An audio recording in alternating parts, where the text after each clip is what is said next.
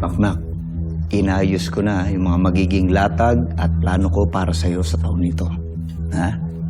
Bibigyan kita ng mga makakalaban mo, hindi lang basta-basta. May mga pangalan din. We capitalize on your premium.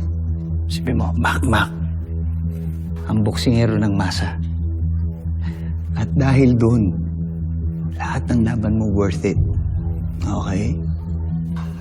Matutupad mo ang pangarap mo, magbabago ang buhay mo. Sir Kaloy, bakit po ako? Of course, Makmak. Anak, magaling ka. May karisma ka pa. Nakikita ng mga tao, mabuting tao ka. Wala ka nang kailangang patunayan. Okay?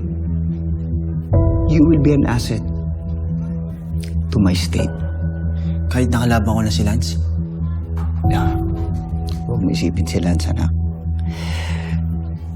Matalinong tao naman si Lance eh. Naiintindihan niya na we're doing business kahit paano, di ba?